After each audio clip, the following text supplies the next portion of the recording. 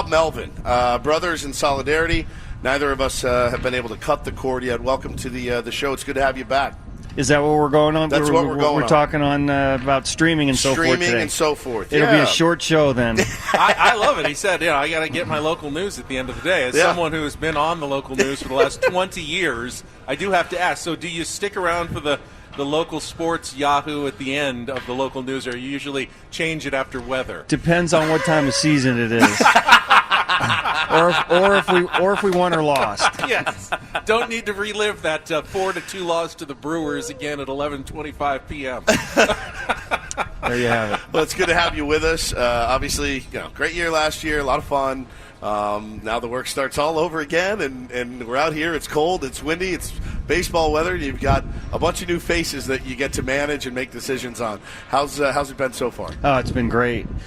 It really is as hard as these guys have worked in the off season. We had the mini camp, and a lot of guys, especially with WBC, out early. It just feels almost like it's an extension of last year, and that we just have more on our plate that is kind of unfinished.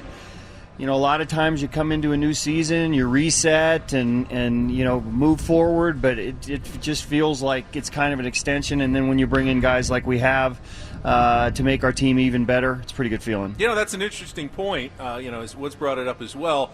Every team 0-0. That's sometimes a blessing when you're coming off a bad year. Hey, start fresh. We can start again. When you're coming off a good season, it's almost like, I'm sorry, we have to reset and go back there. It's almost a different, maybe motivational strategy for you coming off a good season like you had last year. Yeah, and I think the way we finished last year, where we think we are as a team, that really a lot of clarity as far as coming into spring and what our goals are. So, a lot of teams come to camp and they're optimistic, not really sure, what their goals are and how you address that with the team. But based on the way we finished last year and the guys we brought in, it was a pretty easy meeting for me yesterday as far as, what we expect and what our goals are. So we're talking to Bob Melvin here on Ben and Woods this morning. We had the pleasure of meeting for the first time Xander Bogaerts yesterday. Great guy. Just one in a million, actually. Guys you sit down and talk to for the first time. We had to laugh, though. He said, I talked to Bob. I told him, you can hit me anywhere except for 2. And I was like, man, you just got here, and you're telling the skipper where you want to hit. That's got to be I think we've talked to you about it before. The lineup construction is going to be a fluid thing, I would imagine, and seeing where guys are best suited. Well, we're going to try to get our best guys up there as often as we can, and then when Toddy comes back, then it takes it to a new level. But he doesn't have to worry about 2 because Juan Soto's going to be in that spot anyway. I told him that. And even if he wanted it, it probably wouldn't be getting there anyway. So he got a chuckle out of that. But, when you talk about him and you look at the production, you look, at the player he has numbers-wise, so forth, that just doesn't scratch the surface on really who he is. And I've seen that over the years, competing against him. There's been a mutual respect. And just talking to the guys in Boston over the years, that really hurt for them to lose him. And he's just fit right in here so quickly. He was here early. He gets to know everybody in the room. Just feels like one of those guys that really gets it and has extreme leadership qualities. Wait, so Soto 2. So does that mean Tatis Toddy or Xander 1? Tatis 1. Yeah, Tatis 1. Machado Bogaerts. The Machado guy's probably in the 3-hole. He's probably in the 3-hole. So 1 and 4 is kind of what I'm tinkering with right now when Toddy comes back. Good chance Croney's in the 5-hole. Yep. Keeps Soto and Croney away from each other with 3-batter minimum with the lefties. So, you know what? It's not rocket science when you have these guys. No, it's fantasy baseball is what it is. It's essentially you're a fantasy baseball manager. Like in a 3-team league. You get a really good draft. Except these games actually count. The pitching staff, we had a chance again. I got a chance to go out and watch Seth Lugo throw yesterday. I don't know much. I know that guy looks like a very fierce competitor in day one, was spinning it really well. You were watching him as well. Good velo. I mean, out there competing, wasn't half-assing anything, to be sure. No, he's got an edge, and we saw that shoot. It feels like every game we play against the Mets, he's in those games, and I think he's really looking forward to being able to start. As a reliever, you streamline your pitches a little bit. As a starter, you're able to expand. He's excited about that. And excited about being on a new team and kind of a new chapter for him. But, the curveball's the one that stands out. He's spinning at 3,200 out there yesterday on a backfield in live BP. So his stuff's real.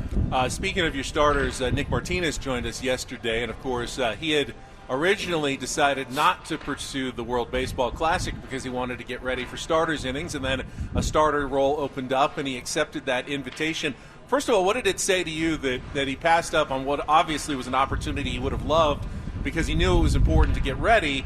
And now, how are you going to make sure that he still continues to get ready as he gets that chance to be a starter for Team USA? Well, that's who he is. He wanted to play. I mean, I'd love to do something. I've never been able to represent my country ever, so I understand that dynamic. But I think he was aware that, look, if it's in a reliever role or a hybrid role, it's not going to allow me to get the type of pitches I need to be ready for the season. And first and foremost, he's looking out for his team. Once the starting opportunity was there, we looked at the dates that they're looking to start him, and they lined up really well for us. It's pat him on the back and go get him, Nick, because you know he's going to be prepared. He's quite the competitor, and really look forward to watching him. What, without sharing too much, but what kind of is the message to the guys yesterday? Or is it, like you said, it's not something you have to beat into the head. They know. They got close last year, very close to that brass ring. Peter said there was a fist involved. There was a fist involved? Yeah. Okay. All right. I don't remember the fist, but if Peter says that. Heat of the moment, maybe? who am I to rebut that? So, look, I mean, Peter Seidler, whatever he says, I'm good with. 100%. But as you address the team, it does certainly feel like there's a lot of buy-in here. And I know it's day 2. That could change. But there's a lot of big personalities. And there's a lot of people that want to get numbers. They do. They want to get numbers. That's how these guys make their money. Is it going to be a challenge for you to kind of spread the wealth a little bit? I don't think so. I mean, based on my talks with all these guys, it's team first. Now, obviously, guys want to put up numbers and get paid. You looked at how guys got paid last year in the offseason. It's an eye-opener. But then you look at a guy like Nelson Cruz who comes over here, and it's all about the opportunity to play for a team that he thinks has a chance to win. He had other opportunities, probably more money in other places, but he's close to some guys here. This is a place he identified with a good chance for him to get a ring as well, hopefully, and that's why he chose it here. So when you talk about, guys a little bit selfish and looking at numbers, so forth, you can't help me, when getting paid in this game. A little bit the opposite at this point in time in his career for him. Bob, I imagine you worry about Manny Machado very little, and when it comes to things like contracts, that can be between AJ and Peter and the agents. But do you ever worry about, like us, the distraction that the media can't stop talking about the unknowns of contracts and what's going to happen, and you can want to ignore it, but it rarely goes away when there's a story like this. Right. Well, you know what? Be honest with you, I'd rather get it out of the way now. Yeah. So, we address it now early in spring training. Everybody knows where he stands. Everybody knows where we kind of stand, and then we just move forward and play baseball. So, rather than it just being out there all the time, that elephant in the room that's never spoken about, at least now it's in the open, and we can just move on. So I'm fine with how he handled it. Talking to Bob Melvin here on Ben & Woods, and you did mention, wanting the opportunity to represent your country, and you never got that opportunity. Be honest, how much will you be white-knuckling this entire WBC? You can't help it. It's the injury portion of it that you worry about the most, but they could get injured here too. Maybe the ramp up quick, a lot quicker than maybe you normally do. But I think these guys went about it the right way and started their process earlier in the off season. And since these guys have come in here, they're ready to go. And you'll see quite a few of our regulars, especially the WBC guys, in the first game on Friday. I know you were asked a lot of hypotheticals in the off season about the new rules, the pitch clocks, the disengagements.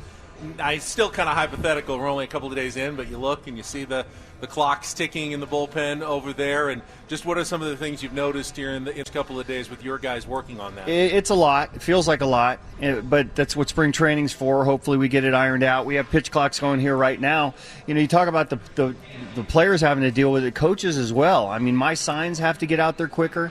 My signs to the catcher, throwovers, pitch outs, stuff like that have to get there quicker. Pitch comm's going to be a little different, where you have some starters or pitchers that are going to be able to give the sign to try to speed things up. So there's a lot of nuance to this that's still going to pop up. Once we get out there, you can think about it all you want, but until you get out there in games and really feel how it it feels there's a pace to how I've done things for years. It's going to change as well. So everybody's going to have to deal with it. And last one for me, quickly. Padres have done really well in with the extra inning rule, and they're bringing that back, and it's here to stay. How do you stay doing well in that? Is it blind luck? Is it what is it? I mean, because the Padres record, I mean, it's substantially better than a lot of people's. Well, a lot of it has to do with winning a lot of those games at home late, and our fans have a lot to do with that. I mean, the momentum that we feel and the inspiration that we feel at home late in those games, we get into that extra inning and have a chance to win late. They're a big part of it, and I really feel like that was, really there for us all year. But, one-run games typically have, it's either a defensive miscue or something that transpires. You have to play clean later on in games. We were able to do that. Hopefully that's the case going forward. As crazy as it was last year, it's going to be even crazier this year. I love that because you hear about football teams always going, the crowd lifted us to the victory. Yeah. They made it hard for the other team. You rarely hear about it in baseball, but at Petco Park, anywhere, if there is that kind of advantage, you've got that at Petco. We saw it all year. I think, 10 walk-offs at home or something like that? It's a lot. I mean, you got 81 games, and 10 were walking it off at home. Hopefully we can hold up to that standard. Well, good news, Bob. You get to put down this microphone and then head about 3 steps over there. Yeah. And answer all the same questions again. Good luck. That's okay. Thank you. You guys warmed me up. So, Bob, you need some warmth this morning, that's for sure. Bob Melvin, skipper of the San Diego Padres.